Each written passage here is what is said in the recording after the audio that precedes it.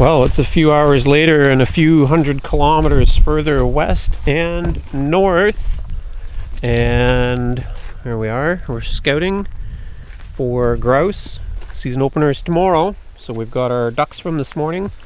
We're gonna look around, figure out where we are going to set up our camp and where there might be the most likely spot for hunting ducks.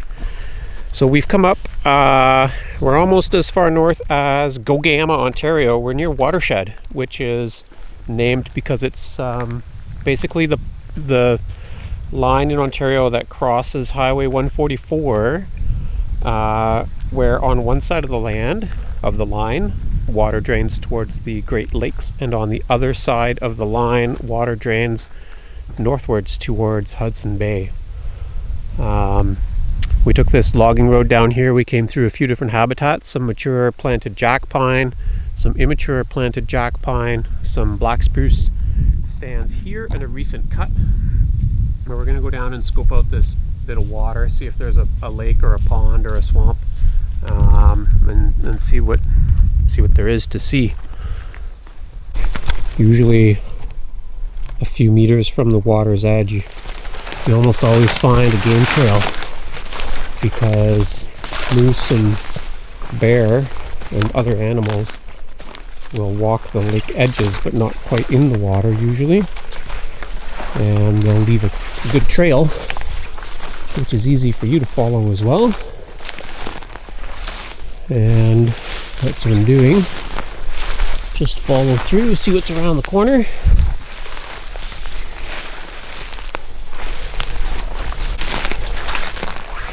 And around the corner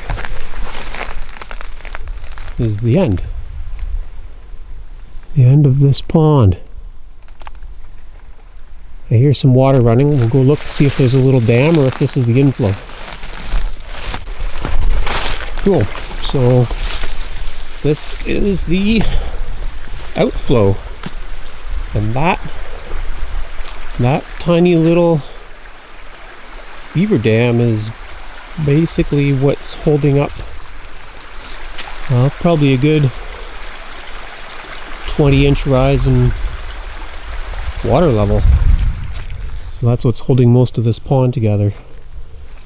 I don't know, if it doesn't look like there's a lot of fresh beaver activity, and in fact, we're just learning this in our trapping course, the fact that there's a freshly chewed conifer jammed in there, that's kind of a sign that they do not have their preferred feed supply, and they're kind of eating things that they would rather not eat. And you know, that's true. If you look all around this swamp, it's all conifers. That's not really beaver food, and so this might not really be a very active or productive area for beavers. But if it was, this is where you would set a trap. You could just bust a little hole in that dam and then set a trap where the water runs out.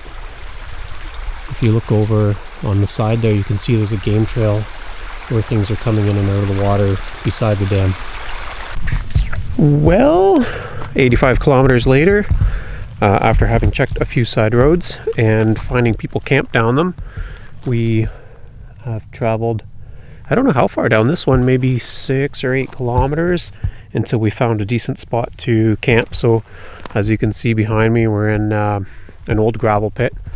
We're in perfect grouse habitat, mixed woods with some different conifers, white birch, aspen, and we were hoping to set up camp at 5, but it's 6:30, so got the tent set up. I'm gonna throw my sleeping pad in there, throw my sleeping bag in there, throw a blanket in there, throw a pillow in there, and I think it's gonna be time for some supper.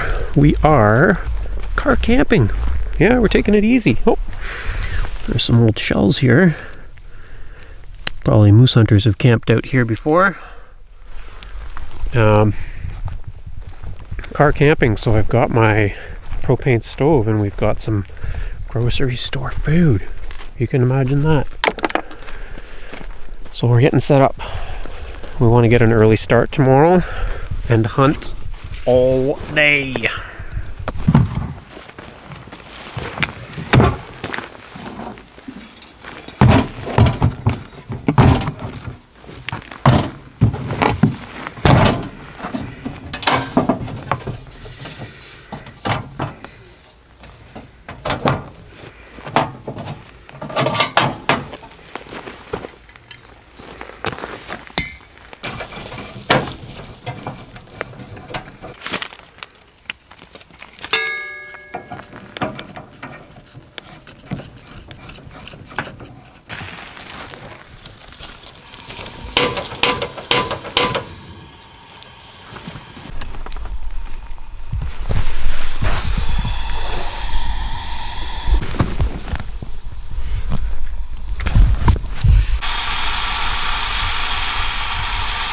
Well, while the burgers are cooking, let's do, with my frizzy hair, a little tour around this gravel pit.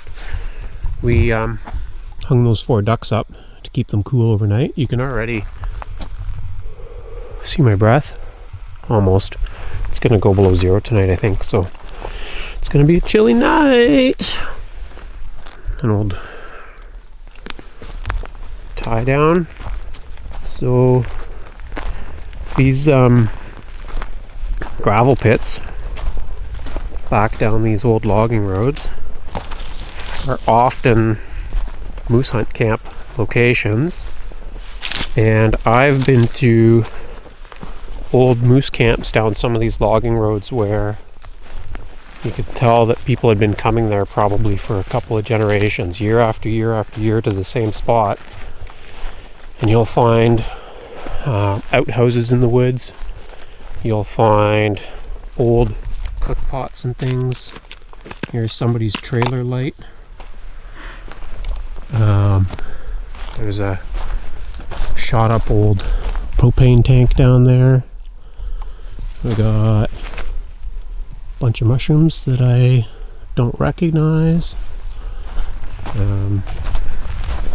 Definitely cleaned up a lot of garbage in old moose camps, and sometimes you find cool stuff. Like I still have a ultralight aluminum handled stainless steel butter knife that I use camping, which I found in an old moose camp, and I've certainly scrapped a lot of old aluminum pots that I've found because people just toss them in the woods, but I always pick that stuff up if I've got room for it and throw it in my vehicle and throw it in the old scrap pile. You can kind of tell walking through the woods here, the gravel pit used to extend beyond its current location. There's a big embankment here, so this would have been a little more open at one time in the past. And it actually is surprisingly unremarkable in here. So this is maybe not one of those locations that's had year after year of moose hunters camped out, and doesn't have any interesting old junk in the woods. That's too bad. I love finding old junk. This is kind of like old junk. That's my least favorite edible mushroom. Lobster mushroom. Maybe I'll add that to my other mushrooms for my supper. We'll have mushroom burgers. Well, I don't know if Chris is gonna eat any of those mushrooms, but I'll have mushroom burgers. It's also usually a pretty good idea in places like this to do a quick tour and make sure that, you know, there's not somebody's bear bait stand or something that you overlooked, because one of the last things you want to do is camp out beside a pile of bear bait.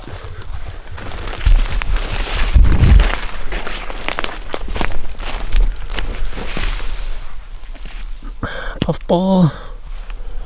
It's a little bit beyond, well, a lot beyond eating stage though. It's kind of a scuffed up spot here on the top of the gravel pit. I don't know if that's just from ants or if something's been hanging out up here. And I see more mushrooms that I don't recognize. I see where Chris has set up his tent here. Over in a very mushroomy spot. There's dozens and hundreds of these here. I don't know what they are though. Oh, I know what these are.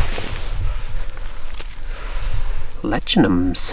These ones might be a little bit... maybe not. They're probably still eating stage. Birch boletes. These ones are dark staining. Well, we'll cut them up and see how they look inside. Whew. Wasn't ready for that.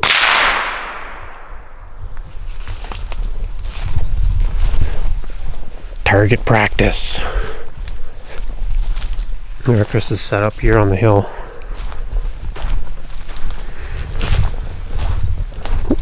I know these mushrooms. Amanita muscaria. Don't eat them. Looking good. Okay. Let's have a look at our little collection here. We've got a mostly clean, mostly solid lobster mushroom. You're gonna have some of this, right? Nope. No lobster mushroom for Chris. Slice that up. Oh yeah, it's still pretty solid and crispy. Now, how does our lechinum look? Doesn't look super inside. It's pretty spongy. Even with the gills off, it's pretty waterlogged. I think I'm gonna pass on that guy. Same on the second one. But these little slippery jacks,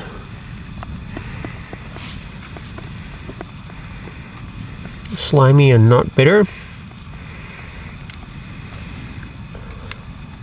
Those look okay. Don't need. We'll cook the slime out of them. Oh, this one's a little bit maggoty, maybe. Maybe that one's gonna go to the tree. All right. Cook those up in a minute.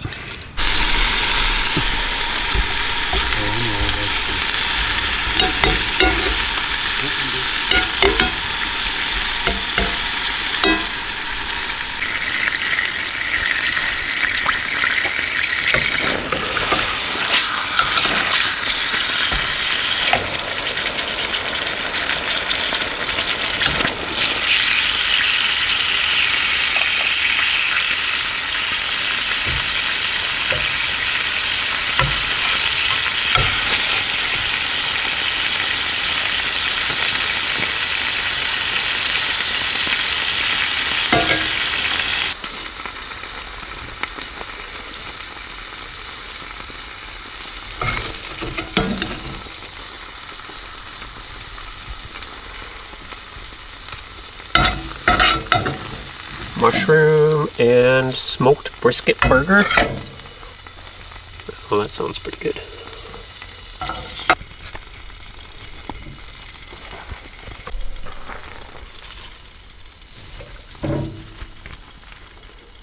I think I should have made that as 2 burgers. Nope. How'd you get yours to fit? Cut it in half. All the mushrooms fried in the burger fat. Very good. A little bit slimy, but they're slippery jacks. It's the propane. It's kind of squeaking. Okay. Oh, this is too much.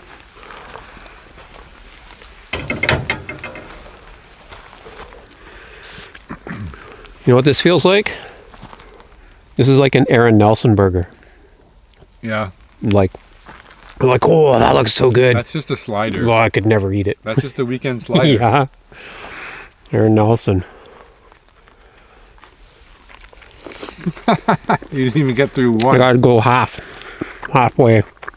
That's good though.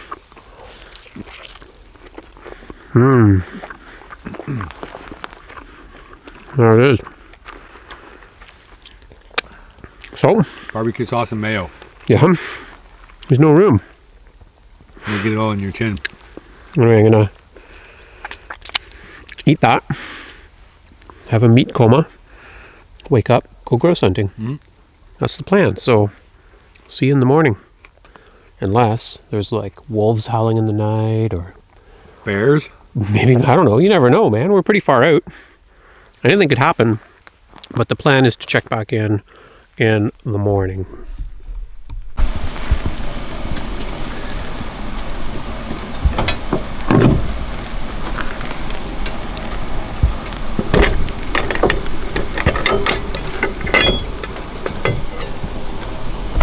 Well, that's hot enough.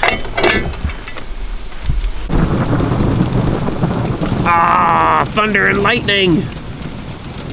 It's getting worse. Aww. That's no good. Turn this stuff off. That's a lot of thunder. Alright, there's my fuel for the morning. 3 packets of instant, I don't know, coffee, cappuccino, something. Madness! Absolute madness! And then I'm gonna drink it in the car. This is not happy about this. I'm gonna come in here and sulk. The camera's all fogged up and I don't even care because it kind of just captures the mood. Hey? Yep. There we are. Brutal. That's how you see us, is pretty much how we feel. Opening day of grouse. Rained out, thunder and lightning.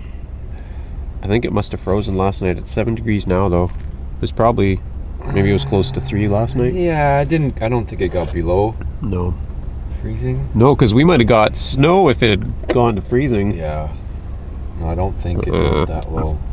Our ducks are still healthy and hanging. Nothing got them in the night. But actually I slept pretty good. Yeah, that's alright. I have enough moss under my tent that it doesn't feel like I'm sleeping on gravel. I'm just getting foggier and foggier. Now I'm just like a voice and a blur. Sorry guys. Now you can be sad like us. Hey, we're back in focus. Is that the blurriest of the camera, or do I just look like I didn't sleep for 11 hours, which I did? I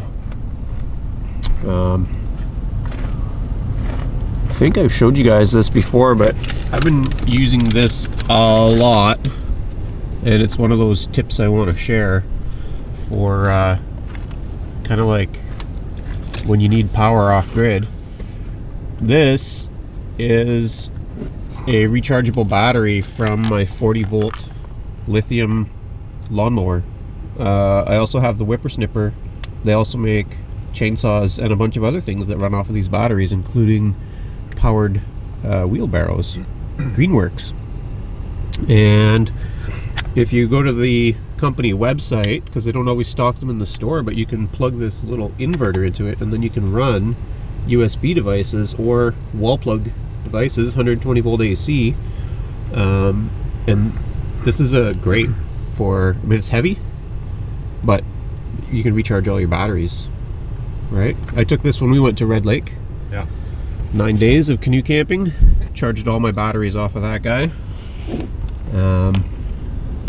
Sometimes if I'm driving around and my computer's running in the car, I don't have a way to plug my computer in anywhere, so I'll bring that and it'll keep it running for like extra hours, which is good if you want your kids to be watching movies and you drive a really old car like I do that doesn't have like pop down DVD player screens or entertainment systems. Look at, can you see how old my poor car is getting? 415,000 kilometers. I don't know how many miles that is. You do the conversion. 1.6 kilometers in a mile. It's a lot anyway. Poor old car. I wiped all the camera down, warmed the car up, no more fog. We're just drinking coffee, eating guac and chips. Almost done. I'll give you another peek at this now that my camera is working better, just in case you're interested in that. I think you can maybe, for different cordless tool brands, like maybe Makita, Ryobi, DeWalt, etc., maybe some of them also have an inverter package, which you can then use. I know if you buy like their radio, you can charge stuff off of it sometimes, like your phone. That's pretty common. Yeah. But to get an inverter with a 120 plug, like I have a shop light. It's an LED shop light on like a tripod stand. It throws a ton of light. Like we could light up this whole gravel pit with it, and it'll run off of this battery all night. So it's awesome for like if you need lighting at an outdoor event, or obviously like for a construction project. But you can't actually plug it in. You can plug it into these cordless batteries, and then you can have light off grid. It works pretty good. And there's my odometer again. 415,000 kilometers. What's my next vehicle going to be? Tacoma. A Tacoma? Yep. A gas guzzler. That's what just drove by. Yeah. A Tacoma. It's a nice truck. Yeah, yeah. I quite like them. I like the 4Runners also. I like this vehicle. Yeah, 4Runner's expensive though too. Yeah. Yeah, Yeah. that one's pretty pricey. You just get a car. Yeah, but you can't do a lot of this with a car. You actually could do this with a car. We wouldn't have fit all this stuff. No, you have to go lighter. And we wouldn't have gotten through that spot when we were going into that clear cut. No. There's a bunch of things that are... But you want to go on foot anyway, so... Yeah, but sometimes you want to get far enough back before you... Yeah. We're going to want to drive a car to the end of this road, hike in 40 kilometers and then... No. There are limitations, but then you just don't get quite as far. You just get to the edge of... Yeah, the edge of far. Yeah. Pretty much. Yeah. Well, we have to decide if we're going to road hunt while it's raining, or if we're just going to camp out and eat all of our food. Of course we're going to go hunting. It's just... Still drizzling. Yeah. We'll see. I think the birds would still be active in this, but they might be hunkered down. We may or may not see them on the road picking gravel. It's been raining since, like, for 2-3 hours since sunrise, so I would imagine they would just be sitting under a tree. Yeah. They would have had enough. I think so. So like 4 hours of rain. Yeah. Yeah. Well, we'll see. We're gonna go for a little rip and just see if there's anything moving out there. If it's worth putting in some time. Yeah, we might as well do something other than sit around in the rain talking about horror movies or whatever else. So, let's see what's out here. I've done a lot of grouse hunting on foot, so I'll share some tips with you. Number one, go on foot, because then your ears do half the work for you, and your eyeballs are way more effective than if you are riding a vehicle, because you're moving at a slower pace. Gives your eyeballs more time to scan. If you're on a road edge, you want to scan as far as you can see for grousey looking shapes, and you want to look into the bush as far as you can see for grousey looking shapes. And the other thing you want to do is to scan up and down the trees for grouse. And for example, in a spruce tree like that, or that's a big balsam maybe, you want to look at the shape of the skyline through the tree, because the grouse is going to stand out against that skyline. My order of operations is usually scan the road, scan the sides, then check the trees, and my ears are listening all the time. Now it's tricky on a day like today where it's raining, so that messes up your hearing quite a bit. And it makes it really wet to get out and walk around, but you also should be popping in and out of the bush. So a roadway is a very narrow strip of huntable habitat, but once you get into the road, so for example I'm 15 meters in, I can still see most of the road. Now I can see twice as far into the bush. I can see twice as many trees from where I am, and I'm way more likely to find interesting things on the ground. So some examples of things that I've found while grouse hunting include enough mushrooms to outweigh the grouse that I've shot, and sometimes enough liquor bottles and beer cans to pay for my gas. I've found moose antlers, edible plants, chaga, all kinds of interesting things. Old traps. If you get into the bush, sometimes you find old trap boxes or even traps that have been left by people who've trapped and forgotten their trap location, or retired or passed away, and traps were left in the woods. So these are all kind of tips and tricks.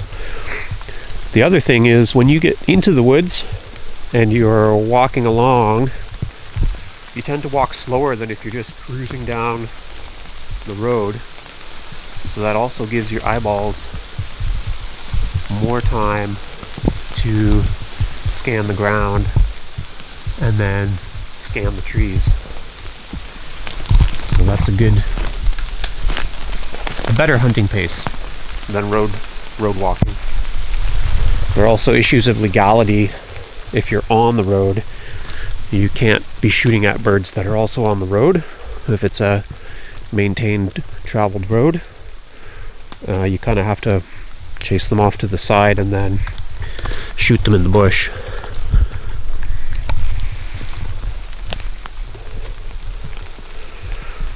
Gosh, this all looks really grousey. There should be grouse around. Yeah, we can't even get a cell signal to get a forecast, so we don't really know how long this is gonna last. Thought we were supposed to get 2 days of partly sunny but dry weather, and this looks like a very extensive rain day. I was thinking about that. Like a few months from now, it's September, Starlink is supposed to be offering high-speed satellite internet to the northern hemisphere. And, you know, that can only mean that satellite voice communication is going to become dirt cheap. If they can offer high-speed internet at a competitive rate to other internet packages, which is what they're claiming, we could be out here with live streaming. Instead of a cellular phone, we could have a satellite connected phone. We could be live streaming, we could be looking at weather data, radar maps, the whole works, right? GPS. Getting calls from home.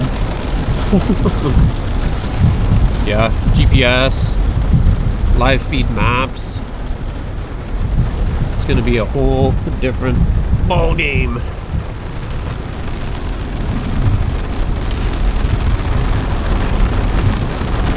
Still think the birds are going to be active in this?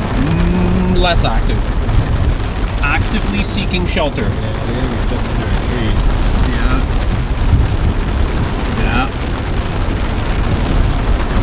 It's crazy. So you just want to sit it out for a bit? If I was a grouse, I'd find a hole to be in, but I'm also not a grouse, so probably maybe I would not go into a hole. Yeah. I wouldn't be walking around anywhere right now if I was a bird. Sit under a tree. Yeah, we haven't even seen a flicker. Well, we've been seeing them the whole time we've been driving before, right? Yesterday. I guess we'll just eat all of our food and Wait this out? keep talking about horror movies. Well, you know the birds are going to be waiting this out. Yeah. They're not going to be out doing Yeah. anything in this. It doesn't make And sense. then it's going to let up and they're going to come out in droves. Like yesterday. Yeah. The flickers in droves. Droves of flickers. This is the absolute worst weather for bird hunting. Yeah. Yeah, even snow's better than this. I have to change my camera card, I think. Yep, almost full. Yeah. That's 3. 4. There's a whole flock of them here.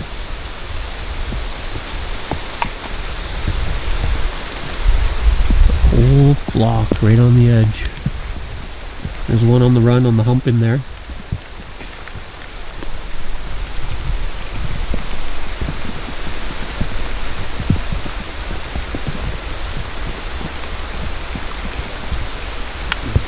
Safety. So after all that grumbling and the uncertainty about the weather, there's basically a limit of grouse sitting right there. There were 5 of them. So Chris got one so far. He's in there looking around. They're kind of moving from the ground to the branches and then flying around. And I'm gonna go into the woods on the other side of the road here and have a little poke around and see what's in there. It's just too wet to film any of this. Our strategy has been to drive, park, and then hop into the woods, hunt for half an hour, 40 minutes, come back out, warm up in the car, dry off in the car. A couple thunderstorms have rolled through, the rain comes and goes, but like now the bush is soaking wet, so anywhere you go you're just brushing up against soaking wet material. I don't even think I brought a raincoat. I've got my nice wool sweater on, but it's now kind of wet through, so it's time for me to sit it out for a bit with the heater on and dry off. We still just have that one bird. I did pick a nice lectinum mushroom, a birch bolete, and we will carry on. Can't even pick up an FM station to get a weather report. Nothing. Just cycling through. No signal found. Oh look, home sweet home in the gravel pit. Our ducks are still in their tree. The tent's still there. All my stuff's still there. Just turn this thing around and we're gonna have lunch. Seems to be clearing up a little bit, which is nice. So after lunch, I believe our plan is to hunt all afternoon. As long as we don't get caught in any downpours, we can just hike all day. Pick a spot and have at it. Usually what we'll do is stay within sight of the road but go in the bush so we don't get lost. It's nice to keep some kind of a road or another land feature in sight, like the edge of a swamp or something, or a creek. Anyway, I'm gonna make a burger for lunch, just like last night, and I'm boiling up some water for another hot caffeine drink, and I'm looking forward to moving my legs a little bit.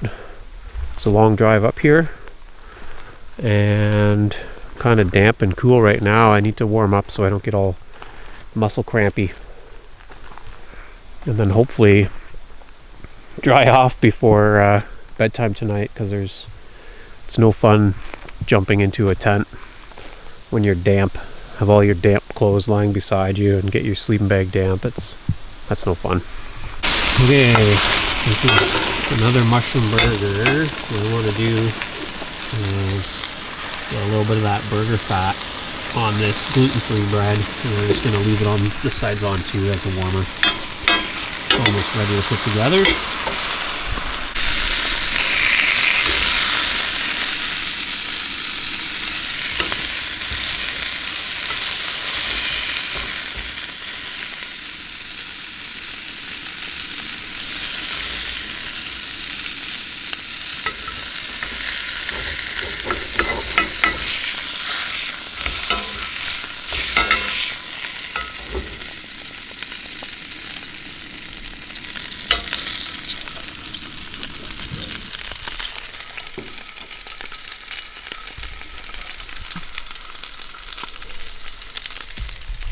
Can have a little look at that wrap. Your grouse wrap. The grouse wrap. Nice. This is good as I like to do. It's good. Lettuce, tomato, Caesar dressing, and fresh caught grouse. Yeah. Yeah, it looks really good. It is really good. Yeah. You gonna shoot one next? Yeah, a few. A few. A few. Well, it stopped raining. Yeah. So they're all just gonna march out of the woods. Hopefully. You know, it looks like it could still rain a lot, but it seems like it's thinning, right? Like when you look up, it's got blue mixed in with the gray. I don't know. It's lifting. It's higher Yeah, up. it's higher up. It's lifting. So I think we're not going to tether ourselves to the car so that we can always run back when we get cold and wet. I think we're going to risk just doing like a lot of walking, right? Well, we still have to go That's my plan anyway. new territory and then come back, new territory and come back. Yeah. What else could we do? Oh, I just thought we'd leave from here and just hike all day, go wherever. Well, Shoot we still birds. cover the same ground twice. Meet up. All right. Well, Whatever. we're going to figure out a plan. We're gonna figure something out. Yeah. So, and mostly it involves shooting grouse. Probably also picking mushrooms and mystery surprises. You never know.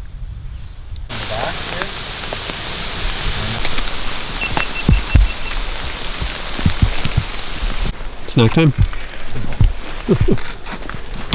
We're gonna do a catch and cook right here. Yeah. There's two in there. We've walked a lot of bush road. Got soaking wet, warmed up in the car, walked some more, got soaking wet. What time is it? It's yeah, it's almost 5. So we got those two. I missed 2. Seen lots of mushrooms, some other interesting things. And we're probably just gonna keep hunting pretty much till dark, and just make the most of it. Yeah, yeah. So here we are.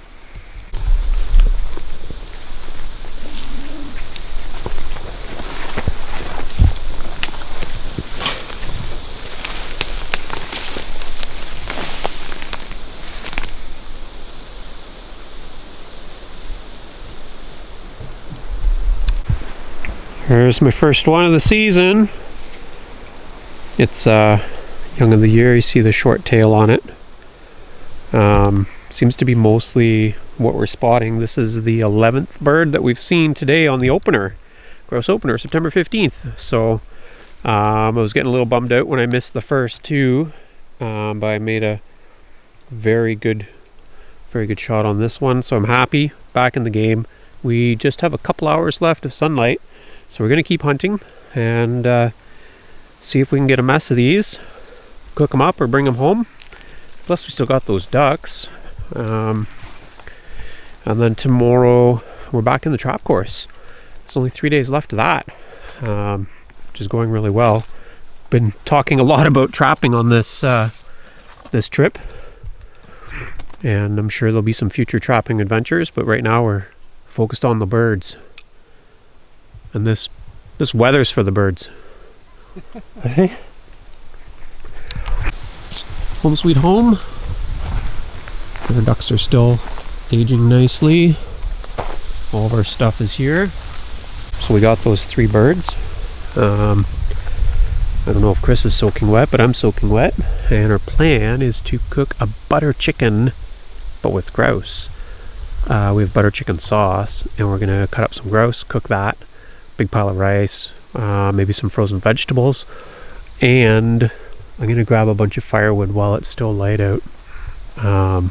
We're gonna get a big fire going again to help us dry off before we crawl into our tents later. It would be good to be dried off. I'm soaking wet under my shirt and inside my pants, but hopefully that can just dry out in layers.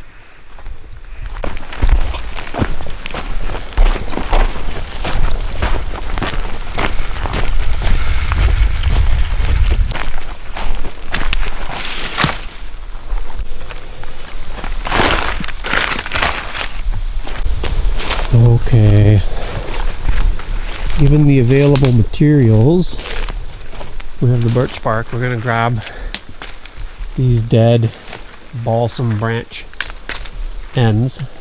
Even though they're sopping wet, they're gonna be some of the better material around here for burning to get that fire started. And then all the birch trees that are dead and dying and lying around in this gravel pit, those will go on next.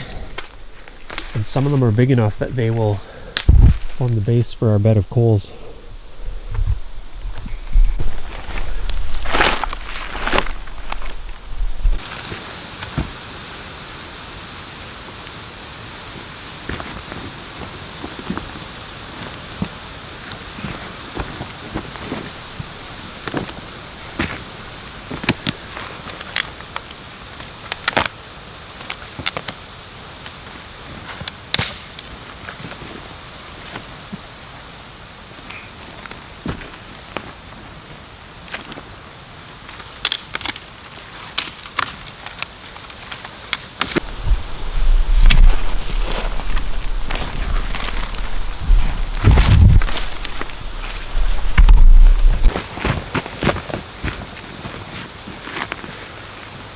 I don't really have ideal fire starting materials, but what I do have is birch bark on the bottom, and then some of the finer conifer branches that I could find. They're still wet, but they're going to be still relatively flammable. And then this dead balsam was here in the pit, so I'm also going to add a layer of dead balsam branches. So on top of that I have, on birch bark, dead spruce, dead birch tops. Now I'm doing dead balsam tops, and then we're going to do birch again on top of that. And ideally what happens is as each layer burns, it's going to dry the layer above it with all the rising heat and ignite it. And then we should have enough roaring fire to burn some of the bigger branches and small trees that we have hanging around. In fact, I might just throw the rest of this right on top to keep it all a little bit compressed.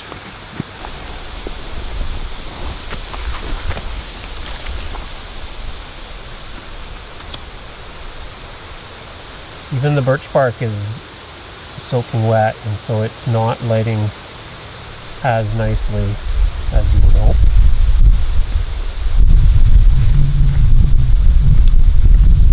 This is the drier piece here.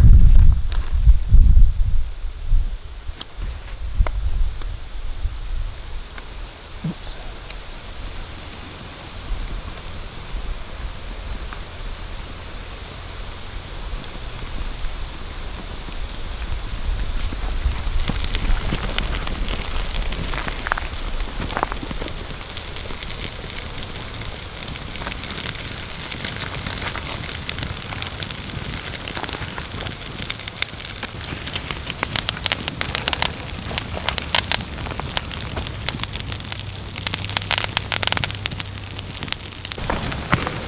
Sometimes fire starting doesn't really go the way you want it to, so I had a second round at this. New fine conifer branches, more birch bark.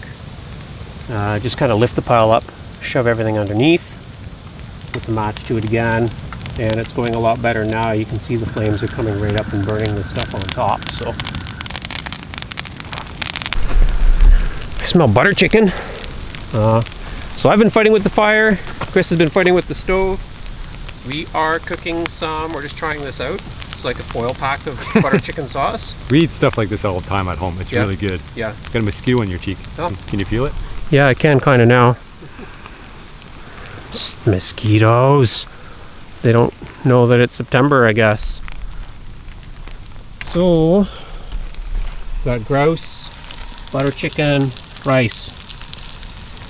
Supper of champions.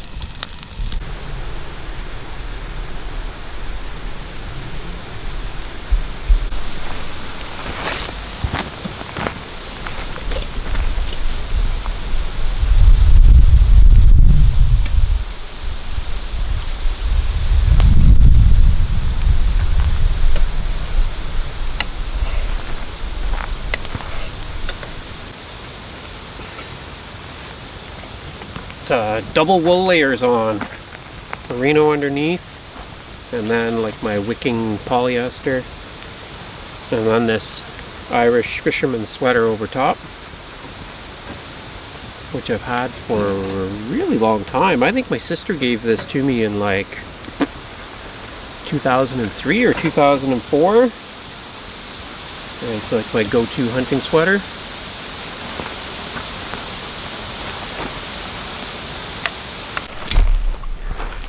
I didn't hit the record button. Dude, I'm cursed. You didn't talk about how it tasted either, I don't think. I did. Did you? Look what Chris whipped up. Butter chicken sauce on grouse breast. Perfect rice. Tastes delicious. It's nice with a warm fire at my back and a warm meal in front of me. It's always a cold, wet day. 7 degrees, and then in the afternoon we got the wind blew in and it jumped up to 12 degrees, but it was still cold and wet. Anyway, we had a successful hunt, successful cook. We still have a side of vegetables coming. We're still going to cook up those grouse thighs. We've got ducks to cook. That's coming up probably in next week's video, which might be back at the bushcraft camp or the fort in the woods if you watch that video. It needs a little bit of fixing upping, and it needs an epic meal to go along with it. So I'll probably see you there next Friday, 8 a.m. New videos posting, and I'll catch you there.